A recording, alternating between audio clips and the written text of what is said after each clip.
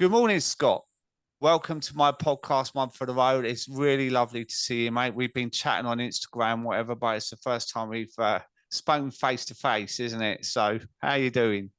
Oh, I feel privileged, mate. I can't believe I've got the call up from Big Sober Dave. I'm excited, mate. You know what, mate? Like, I've been watching your stuff, and when I got the big invite as well, I went and had a look at your profile in even more depth, and I just love everything you're doing. And there's one video up actually of you down in that pint, Oh yeah, um, yeah, and I really identified it because you mentioned about how you basically you're you were defined by being that crazy Dave. And yeah, that's something that I really kind of relate to in terms of my alter ego was the Scotty Special, which I know we'll talk about. But yeah, that was something that I really relate to. And I think this is gonna be a really healthy yeah. and entertaining conversation as well, because I like talking about the crazy times and everything as well. Yeah, because they weren't all bad, Scott, were they? We've had some bloody laughs in our life and met some great people, but we've also had some terrible times and met some terrible people. And it all balances out in the end, and we grow a bit older and we want different things, don't we? So it gets to a point in your life, it's like, can I keep carrying on doing this? And you've met a much younger part of your life that you decided to stop. I was 54 when I stopped, and so I'm a little bit envious of you, but I can't do anything about that now. So I can only deal with what I've got at the minute. But But Dave, why is it though when I meet up with my pals, and even now I'm sober like for 12 months plus, like my funniest times and my best memories are still when I was drunk. Like they are like, and we laugh out loud to this day. And it's like sometimes, even though I'm enjoying being sober and stuff, I do question myself and go, will I have those crazy moments again? And will I have those memories again? And that's something that I'd love to talk to you about today. But it is we interesting, can. isn't it? Yeah, we can. We get into that later because have my own ideas on that one. But this always starts off with forming a profile of what your life's like and what led you to boozing and whatever. So, what was it like for you growing up, mate? Growing up, I remember from the age of 6, my family kind of discovered that I was really sharp. Um, my stepdad came into my life and he gave me this mathematics book because he wanted to see if I could deal with it, because we were moving house and there was a private school across the road. And he gave it to me and Adam, my twin brother. And bless Adam, he wasn't the sharpest knife in the drawer, very talented and very charismatic. But I just took to it like a duck to water. And I was identified from that moment as being the professor of the family. They used to call me the professor. And I went to this private school across the road from my house. Adam went to a different school. So straight away, as twins, we were kind of going down different routes. And I just remember really kind of reaping the rewards of being recognized for being smart and clever and a high achiever from an early age, to the point I remember even in primary school, I would spend hours doing my homework like after school. And then I took that into high school as well. And I went on to get like 4 A stars, 5 A's, 3 A's at A level, a scholarship to the University of Manchester to do history. And I was just obsessed with living up to this reputation and this expectation as well. And I always was all or nothing on my work and stuff. I can't remember ever having much balance in terms of that. It was like I was such a high achiever and I felt that pressure, I think. And that's something that I've obviously had the time to reflect on now, but I remember that growing up. Yeah. And it's funny how you can be completely different from your twin brother, isn't it? They excel in one area and you're in another. So Yeah, they were. I don't. Yeah, Adam was always like the funny one. yeah, And it's funny because all my life, I was the golden child in my family, and both my brothers were kind of very naughty. My big brother Ryan, he was 4 years older than us, and he nearly got expelled from school. But both of them were into drama, right? So they both went to acting classes at the weekend and stuff because they were both class clowns, but they were really funny and entertaining and talented in that way. So I was a golden child all my life, and I worked so hard in school, and then both of them two at the age of 16 blew up and got roles in soaps. Adam went into Waterloo Road. Ryan was in Coronation Street from the age of 16 and was really famous. yeah, And I was like, wait a second, how's this happened? I've worked hard all my life. yeah. These two have dossed about, and then they both blown up. So I remember that kind of shifting at that age. So that was kind of a pivotal moment for me as well. How did it make you feel? At the time, I didn't really acknowledge that it made me feel any kind of way, if I'm honest. Because my brothers were always so supportive. Like Ryan took us everywhere with him. He was like, from the age of 16, he became like our father figure because my dad wasn't always around. Mm. So basically, he took us everywhere. I mean, he was taking us out into Manchester with him. He was 19, right, in his prime in Coronation Street. And he was taking his little brothers who were like 15 out with him in town to all his best spots. Like, I think when you get famous from a young age, you want your close people around you. So he took us everywhere, and I never felt left out or in competition. And that's something that Adam took with him as well when he became famous. Like, we went everywhere together, we lived the dream together. And I think they still looked up to me in their own way. Oh, because my brother's really smart. Like they used to always say, like, he's the smart one of the family. So I kind of had my own identity. But I think subconsciously, having two really famous brothers, I think there was an element of me going, what about me? Like, where's Yeah. my limelight? Do you know what I mean? And then I think that's what led me to switch up my career path, going to university, studying history.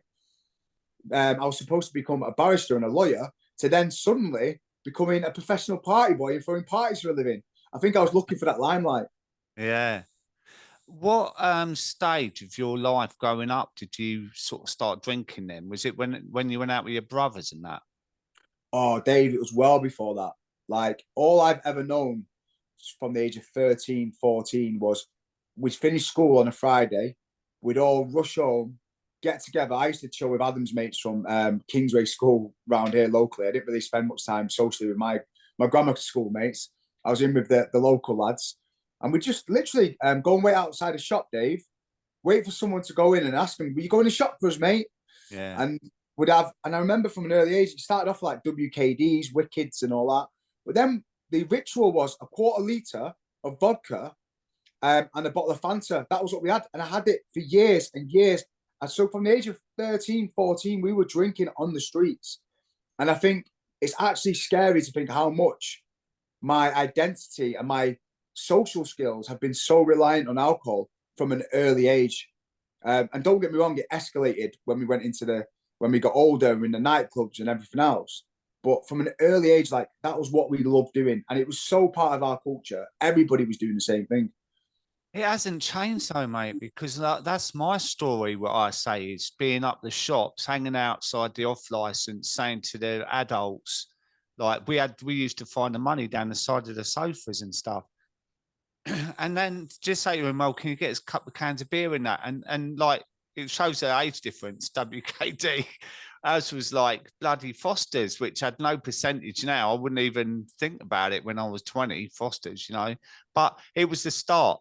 And it was the start of me kind of finding this alter ego of this. I was a really shy kid. I didn't have a lot of confidence and I wasn't streetwise either. To then drinking, to being the funny one. And then all my mates would go, oh, you're well funny, Dave, when you've had a drink and that. And that gave me the confidence. And I thought, I need to drink to be this version of myself. Do you know what I mean? And it just escalated, as you say. Yeah, I remember when I drank, all my because I was such a high achiever from a young age, when I drank, nothing mattered. And Mm. it was kind of pure escapism for me. And I don't remember it being out of control. It definitely got out of control like in my late 20s and everything else. But even as a kid, I remember it was pure escapism. And I don't think I became a different person as much back in the day. I must have done though, because I was always like, I was always the entertaining one. Like, I had an amplified personality, and I definitely drank for confidence, 100%, especially with girls. Like, for some reason, and even to this day, Dave, like, I've got some kind of intimacy issues, right? Like letting girls in is so weird, and no wonder, because the only interactions I had with girls, like growing up, was when I was drunk, and Yeah. that stayed even into my early 20s and stuff. Like, to the point now, going on dates sober and stuff, and everything else is it's like a new world for me, right? Yeah. But because it's almost like I was only giving them a version of me, not really the true version of me, if that makes sense. Um, 100%. and Scotty that Special, they were getting, weren't they? Yeah, the Scotty Special. And Scotty Special was cool in so many ways. And he was the one that basically got me to where I was in terms of throwing the parties. Anything I do, Dave, I want to be the best at it. So if I'm throwing parties, I'm going to be the craziest guy in the room. I was notorious, Dave, for getting chucked out of my own nights, like escorted out of it. Like I was dancing on tables. I could get any party going, and I was a legend for it. I was a legend for it. But as time went on, and I can't remember when this happened, I think it was like in my mid-20s when my mates started to grow up and everything else, my behavior wasn't as cool anymore. It wasn't as fun anymore. It was almost like, Scott, man, like we want to have a serious conversation now. We want to talk. You're not even there. You're not even. But I also think my body was basically saying, Scott, I'm going to keep punishing you now because you deserve more. Like it's almost like the anxiety and the responsibilities kind of were raised to kind of push me in the direction saying, Scott, if you want to reach your potential, I'm going to make these lows really bad for you now. That's how it felt like. It was like, because I remember going out, Dave, even like a couple of years ago in Tulum, I had this amazing night out and I actually stayed at a nice level. But I woke up the next day and I was still full of anxiety. I went, there's a problem here because that was a good night. I didn't do anything wrong. But all through my teenage life and adult life, Dave, I mean, to be fair, I'm rambling here, but it was funny and I was the entertainer for so many years. But in my mid-20s onwards, I became a problem. I would become a completely different person. I would say things I didn't mean. I'd be so unfiltered. I wouldn't ever want to go home. I would upset people. And do you know what it was? I'd upset people just because I was completely different to who I was sober. People couldn't recognize me and it would upset people who actually cared about me. Yeah. Yeah, it's a Jekyll and Hyde, isn't it? But have you ever worked, because you do therapy and everything, don't you? So have you ever got to the bottom of why there was that flip from, being a teen, early 20s of enjoying yourself, party boy, getting everyone together, to then becoming angry, aggressive? Because that's what I was like. I completely changed. My persona changed. And what I worked out was that I was frustrated with myself, angry who I'd become, and the drinking exacerbated that. So it was like the more I drank, the more annoyed I got with myself, the more I was looking for reaction. I would lash out at people. It completely changed me, my drinking. Do you know what? This is why I love conversations like this, because just through having this conversation now, I just had a bit of an epiphany, right? Because I was thinking, the reason why I must have got frustrated and got angry and started to change was because I'm a people pleaser, right? I like recognition. It goes back to school. I like recognition from my teachers and my family. And basically, through being the crazy Scott, I made a living. It was cool. But as I got older, my nights were dying down and everybody else was growing up and people didn't want that from me anymore. And I was still drinking and my identity was wrapped up in that. I probably started to resent other people and myself because I wasn't getting recognition for drinking anymore. So it was like, why am I doing this? Yeah. Does that make sense? It was Yeah, almost like, 100%. yeah, because I was a people pleaser. And for some reason, I was like, people used to say to me, go on, Scott, get drunk, get drunk. I'd drink, and then they wouldn't like me. And I was like, well, you've just told me to get drunk. You want the Scotty Special. Everywhere I went, it was like, where's Scotty Special? Is he coming out tonight? Is Scotty Special out tonight? Where is he? So I was almost living up to people's expectations, giving them what they wanted, but they didn't want it anymore. And I think that's where the problem was. Yeah, I relate to that. And that video you said you've seen with me drinking, right? We've been to the London Tattoo Convention all day and we had to buy like literally beer vouchers going in. They were like discs. And the selection of booze was awful, like not my kind of thing, but they had this really dodgy cider there that was like 7.8%. So I was drinking that all day. And then we went into this boozer and there were a load of Geordies there. And normally it'd be, come on, let's have an arm wrestle and all that, like a bit of macho stuff, because they normally walk around with those shirts on, the Geordies, didn't they? And no, we said, let's have a drinking competition. So I was the one that was put forward, and the bet was to drink 5 pints of Stella in under 5 minutes, right? Wow. And I drank 5 pints of Stella in 4 minutes 12 seconds after about 12 pints of this 7.8% cider, right? And then I was pulled up later for being off my head. Like, it was like, come on, mate, sort yourself out and that. And it's like, well, you've goaded me to do this. Do you know what I mean? It's like, but it was almost like my whole identity was about me being the drinker. So you're Scotty Special. I was called Glugs because I could glug the beer down like there's no tomorrow. I could literally have 10 pints in an hour if pushed, you know. And then I was like the loud one and, you know, the one that got everyone going. But then they would all go home to their partners and that, or like have a normal weekend where I would just carry on for the whole weekend. And I was the one on the Mondays, like with the car crash around my life. And they would be saying, oh, you was a right lad Friday. What did you do? Oh, well, went for a walk with a dog. And you know, it's like, what? What's going on here? Yeah, that's mad. Because even then, when you said, you remember the exact time you did those 4 pints in. And even like, because you're proud of it, right? At the time, you're proud. It's something that you identified with. And Wayne Lineker from Ocean Beach comes up to me to this day and still says, Scotty, mate, no one's going to beat your record. You got chucked out of Ocean Beach IB for 3 times in one day. And it's almost like, when he's saying it to me, I'm almost like proud. Yeah. Because we glamorized, and as a culture, we glamorize being the ultimate lad. And the ultimate lad drinks and I can stay out the latest and is the top glugger, as they called you. Yeah. And looking back in hindsight, like I see people now coming out of like hotels the next day when I can see that they're still drunk or they've not been to bed. And that was me so many times. And they're on the phone and they're talking, you can still, they're almost like, yeah, I'm a lad. And I'm like, looking at them going, do you know what? In the night, and I'm not here to pass judgment on people, but I just think there's so much more to life than glamorizing that. Yeah. And I think, do you know what I mean? But at the same time, it's for so long. And I think times are starting to change now. I really do. I don't think the youngsters are glamorizing it as much as we did in our culture. But I think there's just so much more to life than that. And I was so identified by being Scotty Special. And what happened was, like I said, other people had families, girlfriends, responsibilities that would force them to stop and to go home. Whereas with me, I was a bit of a lone ranger. And I had no reason to go home and stop. My job was to party. My job was to party. So why would I go home? Why would I stop? Why would I change? Because that's who I was.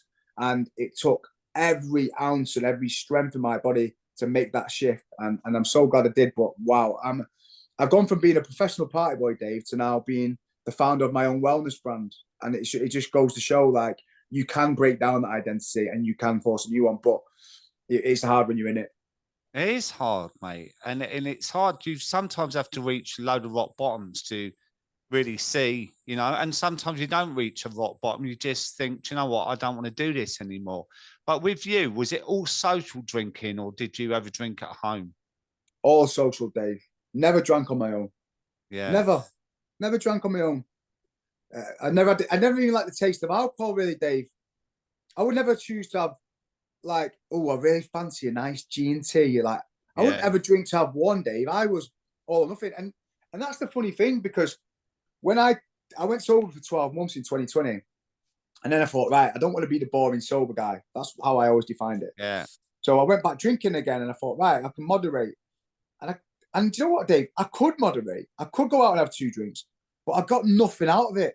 I was like, why have I done that? I've just put poison in my body. If anything, it made me worse, because I go home after that two drinks, and it's like the next day I'll be looking, right, now I need to go for a big one. That wasn't enough. So then I realized there was something within me where it was all or nothing. And over those 2 years, I didn't drink often, but when I did, the lows were really bad. And I knew that I still didn't have control. So there was an underlying root cause that was making me drink. And I just had Ollie Ollerton on my podcast, and he said something really great. He said, I didn't have a drink problem. I had a problem that was making me drink. Yeah. And that's such a really smart way to look at it. Yeah, 100%. He's a great lad, and he's been on my podcast as well. And he was on a live with me the other night, and he does have these nuggets. And we're doing the event, aren't we, at the end of the month, where we're both speaking and that. And I feel quite honoured to be next to you and him and some other great people at the event and that. And you hear these things. I mean, I mentioned one that Denzel Washington that you like. That helped you get sober, wasn't it? And we hear these little nuggets of things, and sometimes they can just be a light bulb moment, can't they? It's like stops you in your tracks. I think, what does he say? To achieve something you've never had, you have to do something you've never done, right? And we all go through life thinking, like for me, I'll give you an example of me. I drank for 40 years. Right now, you're 35 years old. So my drinking career, as we say, was 40 years, 4 decades. And my 40s, I don't even remember because I was so drunk throughout my 40s, I just blacked out, which is a whole decade of my life that is gone, right? And I can't claw that back. But when I look back at it, the only way for me to get over that is by thinking I've had to go through all of that to get where I am today. So I wouldn't be the man I am now if I hadn't have experienced all of that. And I probably wasn't ready then, Scott, either. You know, I wasn't ready to stop because it wouldn't have worked. So timing is really important. And for you, you've gone through all this massive party boy thing. You've been on Love Island, and you're not the worst looking bloke I've ever seen, to be fair. And you know, I'll take that, Dave. yeah, yeah, and you're a lad, you know, you're a lovable rogue and whatnot, and but there's a point in your life that you've you know those statements that have just been made there by Denzel. You love him, don't you? And it's like they can plant a seed in your head that can be that light bulb moment. And I think what I've heard in other interviews, it changed things for you hearing that. Yeah, so I used to listen to motivational speakers on the way to the gym every Monday morning because, Dave, I would live quite a healthy lifestyle. Even when I was being a party boy, I train every day. I'd eat avocado, eggs, and salmon every day. But then I'd go at the weekend and go missing for 2 days. And I'd tell myself every single weekend, Scott, you're not doing this weekend. This is gonna be a weekend that you change. And then every Monday morning, I'd find myself battered, drained, no sleep, hungover, and I'd be driving to the gym trying to motivate myself. And the one quote and the one clip that really always got me was Denzel Washington, and he'd be talking. It's like a 10-minute clip, and I'd listen to it every day. I used to get goosebumps. Yeah. And you kept saying to achieve something you never had, you have to do something you never done. And I was like, I need to stop drinking. I need to stop drinking. I have to, but I couldn't do it because like you said, you have to be ready. And unfortunately, sometimes it takes a lot of people to take rock bottom, which I did, in order to make me change. But I knew deep down that I had to stop drinking, but I couldn't because I felt the pressure to live up to my identity and also the pressure of the culture that I was surrounded by and everything else. But deep down, I knew the reason why it resonated with me so much, and I got goosebumps because I knew that was going to change my life if I could do that. And it wasn't until I hit rock bottom. And over time, after Love Island, I launched my own PR agency and I had a really good career in PR. I built up a really strong business, had some amazing clients. And my drinking had always affected my social life, Dave, but it hadn't affected my business and my success, right? When I was partying, it fueled it because it made me even more successful. And one thing I realized, Dave, with me, success and reaching my goals and my potential means more to me than anything else. It really does. Like I'm so driven and I'm ambitious. I don't know where it comes from. I just am. I think it goes back from being a kid. Yeah. So basically, this one time I went to my work event, this chairman's luncheon for one of my big clients at the Mayfair Hotel in London. And we had such an amazing year that year for the client. And they were on stage talking about the social PR and how amazing they were. And I basically turned up pretty much still drunk from the night before and carried on drinking because I was so disgusted with myself. And I ended up like almost just upsetting so many people at the event just by being loud and raucous. And I ended up getting escorted out. And my business partner at the time, and by the way, I had such a good year that year, but my business partner at the time looked at me in disgust. The whole team knew about it. And I nearly lost my biggest client. And I just woke up and went, how can I have such an amazing year and one moment just undoes all my hard work because of drinking? And I felt I was full of anxiety because I knew this was the moment where the first time ever my drinking had affected my business, my success, and it affected relationships and affected other stuff. But this was like my business partner was threatening to leave me and my client was threatening to cancel their retainer with us and everything else. So I flew out to Abu Dhabi on my own. And because I already had the holiday kind of like planned and booked in my mind. And I remember listening on the beach to Denzel Washington over and over again. But this time when I was listening to it, I was like, ooh, I'm ready. And it's sad because I didn't really have another option, if I'm honest, Dave. If it didn't change then, I would start to lose things in my life. And do you know what's mad, Dave? Like, I was bad, right? I was bad, but I was worse because of the way that I dealt with it. So, for example, if I went out and was still crazy Scott and then was okay with it the next day, I don't think the people around me would have been as like worried. But because I would go out, Dave, and I would hate myself the next day, other people would almost. I was trying because sometimes I think I wasn't actually that bad. You're a bit. People might say, "Scott, Jesus, mate, you were just a bit louder than night out. You're a bit crazy. Wasn't that bad?" But it's the way that I just knew what I was worth. Because I didn't like myself, it almost made other people think I was worse than I probably was, I think, if I'm honest. Yeah. Don't get me wrong, I was bad. But because I made such an issue, I can't believe what I did last night. I hate myself. I did this and that. I became a bit of a big problem. There's plenty of people, Dave, who've been chucked out of a work event. There's plenty of people who've like made mistakes at work. But for me, I just knew my potential and I didn't want to be defined as drunk Scott, the idiot, if that makes sense. Yeah, 100%. And we all got core values as well, haven't we? So when we put on this act, I always look at it like, for me, I was several roles in my life. I wasn't just one. So your alter ego was the party boy, right?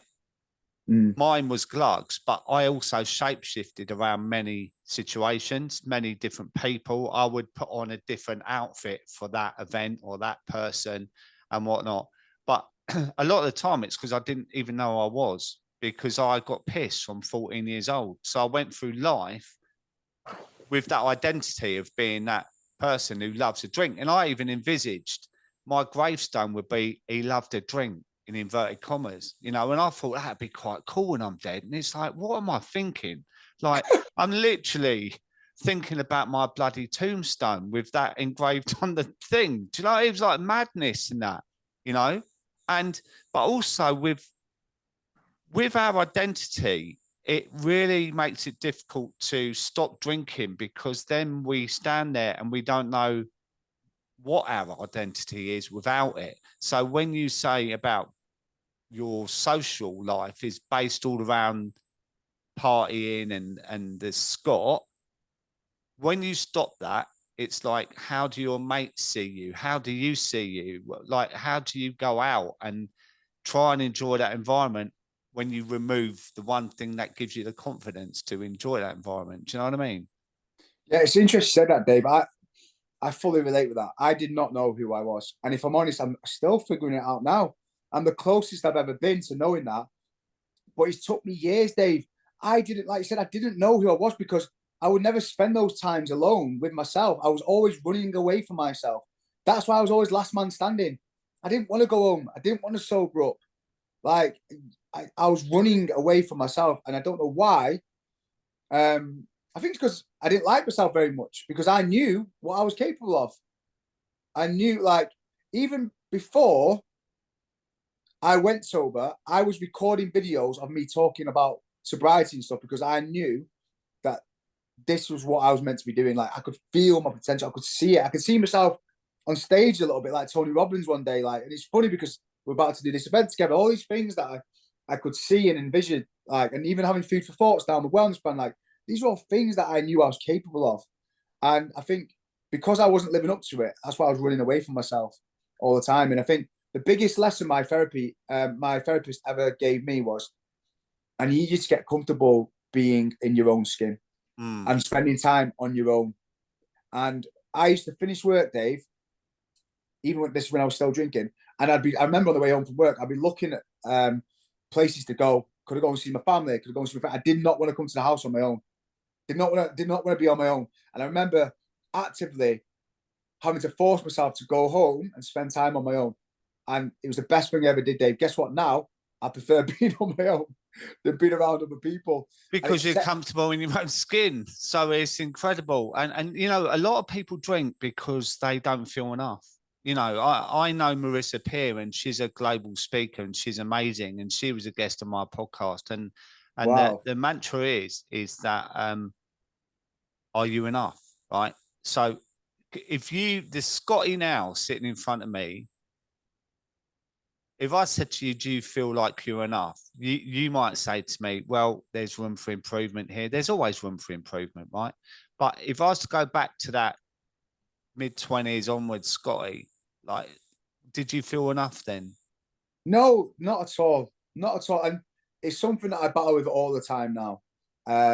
Because I know I am enough. But do I fully feel it all the time? No. Am I on my way to acknowledging that and being proud of myself? Yes. But 100% back then, I was, oh, no. I had no self love, no pride in who I was.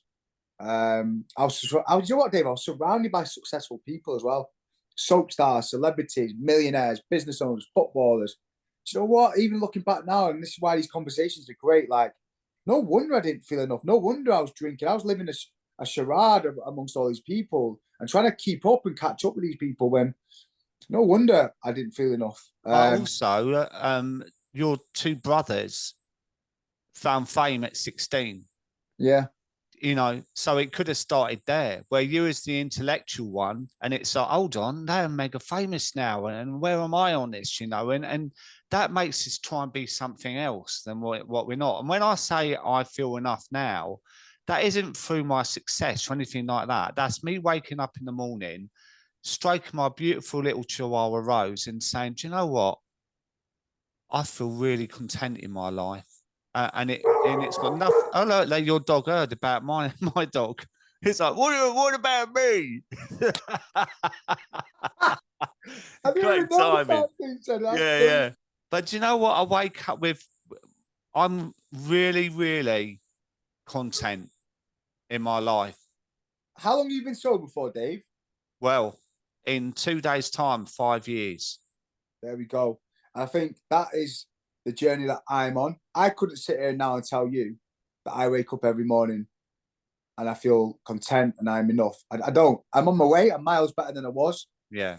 That's where I want to get to. And I say that to people. People ask me all the time, are you happy now that you're sober? When? Not really. Like in terms of, is my life better? Yes. Am I fully happy? No. Like, it's not easy. It's not easy all the time. Am I going to be happy one day, like, through the work and the commitment I've made to this lifestyle? 100% I know I'm going to be. But I'm on a journey. I'm working things through and everything else. But it doesn't happen overnight. And I think people automatically go, oh, you're dead happy now, you're sober. Like, nah. It's not. Honestly, if you was to say to me, what were you like? Because if you just celebrated a year. Yeah, that's right. Right, because you started again, didn't you? You stopped in 20 and yeah. started drinking, but you're back on it now and you're just over a year, I think. But would I say this though, Dave, right? Because the first year I went sober, I did it to prove to myself and other people that I could do it. I didn't actually do the work. So for me, there's two ways of going sober. There's one doing a period of time, which I did. Right, I'm not going to go here. I'm just going to train all the time. I'm not going to live my life. I'm not going to do this. And I'm just going to get to the year. And after the year, I'll probably explode. I didn't explode, but I kind of did slowly but surely because I didn't really learn any skills. Whereas this year's been tough because I've gone, right, I'm making this a decision potentially for life now. So I've got to acquire these skills. I've got to go to these social events. I've got to go on sober dates. I've got to do all these things that I probably swerved and missed out on. That's why this year has been so difficult. And you know what, Dave? It's been difficult because when you're sober, you don't take any shit. You know exactly what you want and you're super clear, right? So I've been having to deal with every problem that's come, any problem that comes to the surface, it has to be dealt with, whether it's in business, personal life. And it's been so tough this year because I've just been, right, can't work with that person, need to sort this out. I'm not having her in my life. I'm not doing, and it's been like wave after, it's been tough, but wow, I know going into next year, I'm going to be in such a stronger position. Yeah. Yeah, I love that actually, because there's no good, it's being a dry drunk in a way is just clocking up the days, right? And thinking, oh, I've done 67 days, but you're not doing any work. You're just looking at the calendar, right? And you have to do the work. I believe there's a bit in the beginning that it's like learning to drive. You have to learn the skills of not drinking, how to go to the odd social event and how to sit with your own feelings and whatnot. But Then comes the emotional sobriety, where you've learned how to avoid situations, what to say to your mates, how to manage life in general when you've had a crap day and you go home, and the easy solution is to have a few drinks and whatnot. But it's the emotional sobriety, I believe, is when you need some support, whether it's a therapist or you find the right community. But if you'd have said to me, what was you like a year in? I'd have said exactly the same as you, because it was almost like I was being spun around in circles, because it was really overwhelming for me, because my social media was growing. I was trying to help people. I was trying to manage my own life. There were a million things after 40 years of using this drug to blot out a million things. So it all felt really overwhelming for me. But gradually, you get into year 2, changes, year 3, it changes, year 4, it changes, and it starts to become your way of life on a daily basis, where you don't really think about it. And now the odd thing might come up, like the romanticizing of drinking. I was with my girlfriend before Christmas, and there was the perfect scenario, mate, for me. It was in Lincoln, cobbled streets, Saturday afternoon, about 1 o'clock, and I walked down these cobbles, and on the left-hand side, there was this little pub with candlelit couple in the window, and there was a doorman. And I thought, oh my God, I would eat that for breakfast. Go in there, I'll be 5 pints down by 2:30, nice burger and chips and that, and then it'd be, oh, should we hunker down here then and what people watch through the window? Do you know what I mean? And that's after 5 years. And it's like, what am I doing? But this is why you can never be complacent about it. Oh, Dave, that's so funny you say that. The only time I get an urge to drink now, and I've been seeing someone for the last year, is when I'm with her, because I'm over drinking. I'm over drinking with the boys, because I know that only leads to kitchen parties and daft, it's the same stuff. But when you're spending time with someone that you care about, and it's just you and them, and I romanticize about that. It's going, oh, and I say it sometimes, we go for food, I go, oh, should we go for it? I always wind up, should we go on? We have a little secret one, should we? I'm bantering with her, do you know what I mean? Because there's that urge going, because it's almost like I want to go to the next level with her. Does that make sense? It's almost like when you fully relax with someone. Because I know that it wouldn't escalate if I was with that person. Does that make sense? Yeah. But at the same time, I know it's not the right answer. I also know it's a coping mechanism that I've used over the years to relax and to be intimate. Yeah. So even though I've mastered all the other stuff, I'm still looking for a shortcut there. I'm still looking for, and I don't know if I'm being too harsh on myself there, and people go, just get a grip, Scott. If you want to have a drink with, because obviously I just did a podcast with Spencer Matthews now, and he said he's now drinking again, and he said I can have one glass of champagne now with Vogue and holiday, and I was like, fair play, that's amazing. But I just know over time for me that once the door is open on that one situation or scenario, it would be then open for other scenarios and situations. That's what happened to me as well. I started to see, I'm seeing it with so many of my mates, Dave, who have stopped drinking like me, gone back drinking. They go, yeah, I'm all right, I'm just thinking. And I see it slowly but surely. They go, yeah, I'm just drinking on occasion and this and that. But no, once the door's open for people, for certain type of people, it will creep back in quite quickly. I'm glad you've acknowledged that, because I listened to that podcast, right? And my friend Millie was on it, and I thought she was fantastic, actually. And I could hear the banter between you and Spencer. And you said, I would like to get where you are one day. And I'm aware as well that could have been in the moment of the interview and whatnot. And I thought, do you know what? It's almost like going against the grain of what you're all about. Because you're an entrepreneur, you're doing really well in life, you're present with yourself, you've got your girlfriend now and stuff, and you've got great ambition for the future. And it's almost like, it sounds to me you're a little bit confused in your sobriety at the moment of where you want to be. Yeah, so I am, if I'm completely honest. I am confused, especially when people who I look up to, like Spencer Matthews in the sober space, and what he's done with his business and what he's achieved and how he's raised awareness, to see him go back now and say, well, I've achieved this, I've done this, and if I want to have a drink, I'll have a drink. I don't have all the answers, Dave. So it gives me a different alternative to look forward to, right? And what I've realised now is this year, if I did say to myself, I'm not drinking for good now. I said that because I knew it would change my mindset around acquiring social skills, going to different situations. If I think it's like for an infinite amount of time, then I'm going to work harder. I'm going to do the work. Whereas I think it's a year, like you're saying, you shut things off. But what do I know what the future holds? Do I want to drink? Would it be easier to drink for the people around me or whatever else?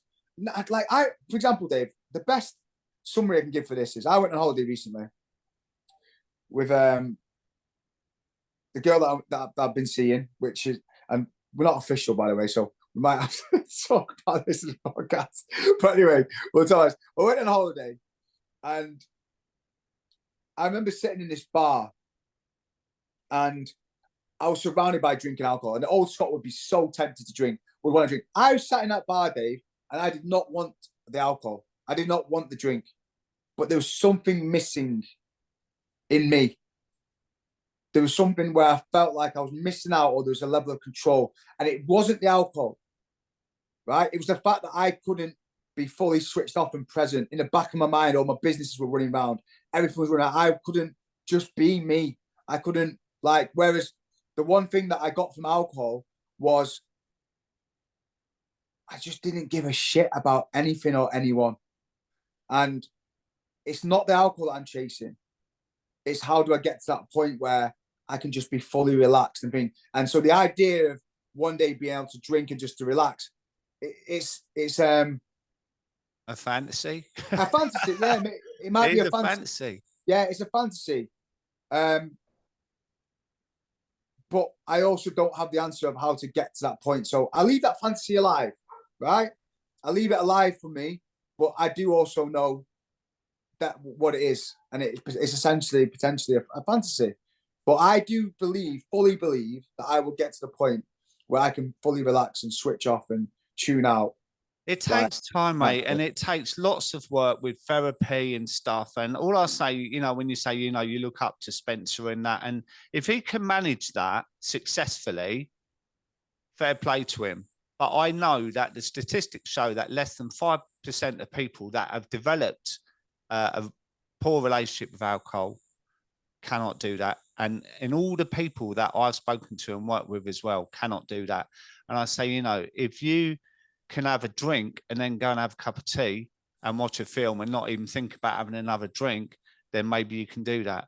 But if you can't, then don't entertain it. So for me, when I listened to that podcast and I heard you say that, I wanted to put my arm around you and say, Scott, come over here, mate. I want a little chat, because you're wasting your time with that seed in your brain going, maybe one day, because that'll hold you back. I think it's making it a non-negotiable. You're really ambitious. You're good at what you do. And I think by having that little seed of maybe I'll drink, maybe I won't, is quite a dangerous thing for your sobriety personally. And for me, my mantra was it's an absolutely non-negotiable from now. Because don't get me wrong, mate. And I always admit it, I loved getting pissed. I loved it because I could forget all the problems. I could forget this time of year, the brown envelope with a tax man written on it and all your tax returns due. And it's like, I have a terrible day and I think, do you know what? Just a few drinks. But what I'm saying is that is not the solution. That's a temporary solution, very short lasting solution. And then they come back tenfold, don't they? And then it's not just that either.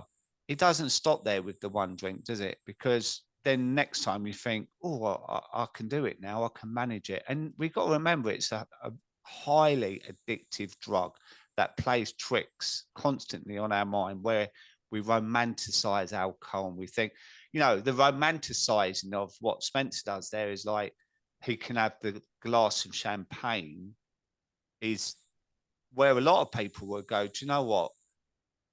Yeah, that sounds nice, but I can't do that. And so I suppose it's the giving it closure in a way. Yeah. Are those the statistics, Dave? Yeah, I didn't know that. Is it 5%, less than 5%? Less than 5%. Wow. Yeah, and to be honest, Dave, like, I think it's a really good point to make, if I'm honest, because there is a seed in me that almost thinks, I even say when people go, well, you'll have a drink again? I went, I don't know. I said, I want to reach my potential. I want to get to build my businesses and whatever else. Because for me, one of the biggest driving factors, Dave, of me stopping drinking was to reach my potential and to be successful. And that was one of the main reasons. And also because it's an interesting one for me, Dave. I wasn't drinking every day. Do you understand? I wasn't drinking every day. I wasn't a stereotypical alcoholic in that sense. I basically made a change because I felt like alcohol was stopping me from getting where I wanted to get to.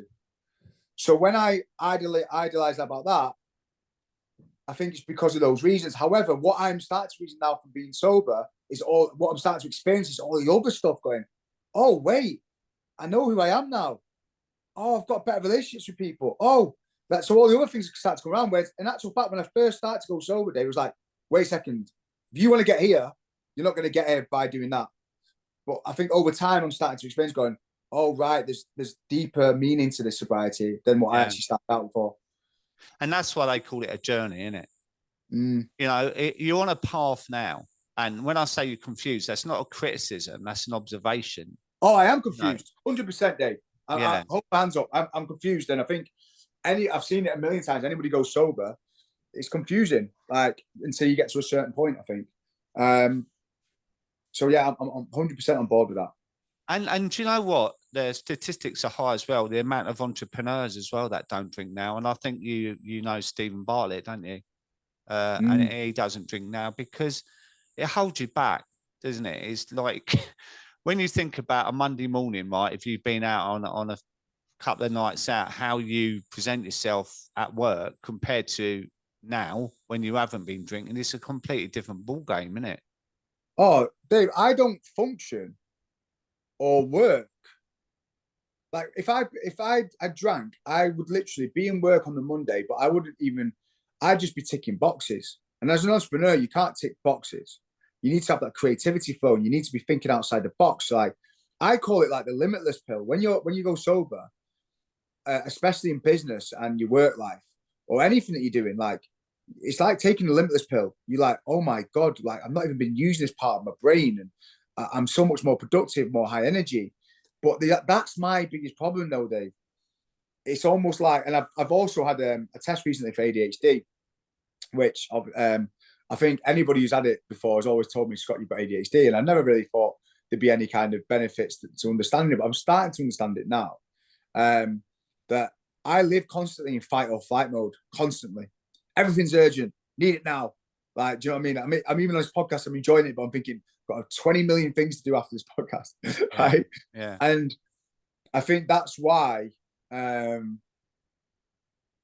think that's why I hold this fantasy in my head. To switch it off. I need to switch it off. And I'm the same, mate. Even now, like I wake up at 4 o'clock most mornings, right? And the second I wake up, I'm on it. Like I'm literally, my brain is whirring round and round and round. And people think it's a buzzword, this ADHD thing around addiction, but I don't. I think it's an actual symptom of addiction because we're massive overthinkers. You know, we're huge people pleasers as well. Like most people I talk to are people pleasers. And it's like fidgeting and like there's so many things like, and by the end of the day we're so overwhelmed by this spinning millions of plates in our head that I always describe it as like walking in from a hard day's work and there's some bloody song on the radio you hate, right? And having a drink is you turn it off. Oh, thank God I ain't got to listen to that, right? You have a big drink. But then later on in the evening, like you're different because you socially drank. With me, I drank indoors. But for me, later on in the evening, it's like someone come and turned it back on and started turning it louder and louder and louder because the drink was only a short-term fix for me. It would quieten things down in the beginning, but then later on in the evening, or I might wake up at 3 a.m. and it was 10 times worse. So I identified it as being a short-term fix, which,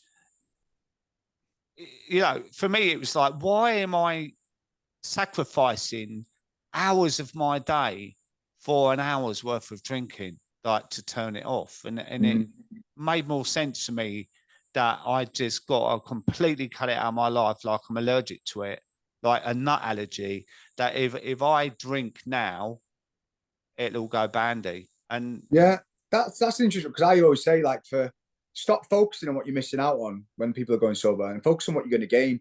So in exchange for a few hours of craziness from my boys, I got a fresh morning, better skin, better sleep, more productivity, a more successful business, everything else.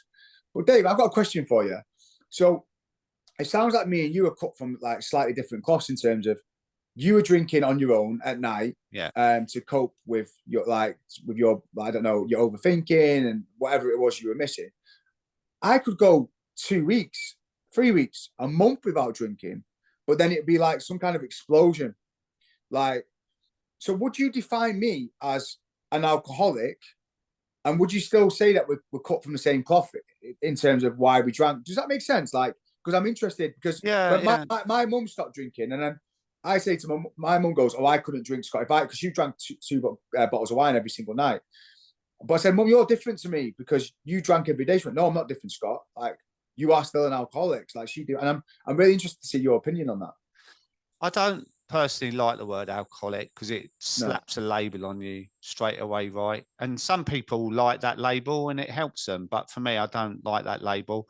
I look at it that no matter how often you drink or how much you drink, if alcohol becomes a problem in your life, if it affects you, then it's a problem, whatever you drink or whenever you drink, right? So, and we're all different, because say, for instance, you and me drank a bottle of wine a night. Our relationship with that bottle of night could be completely different. So we're never going to be the same. It could be based on your childhood, on who you are as a person, if you're ambitious. Mine become accumulative over the years, that I wasn't getting what I wanted out of socializing anymore, because I knew I was pissing a lot of people off. So I started to drink indoors, and I was drinking away my feelings then over a lifetime of bad decisions, bad choices. So my relationship become solitary with boozing. And it quite often goes that way. You're only 35, you know, and if you hadn't stopped now, you don't know. By the time you reach your 40s and that, you might start to have the odd drink indoors and then think, well, this is actually better because I'm not being judged here and there's no one watching me from the media and stuff like Oh, that. do you know what? All my pals who are similar to me with the families and stuff, they all know I don't like going out drinking. I just like to be at home. Like, a lot of them are Yeah. saying that.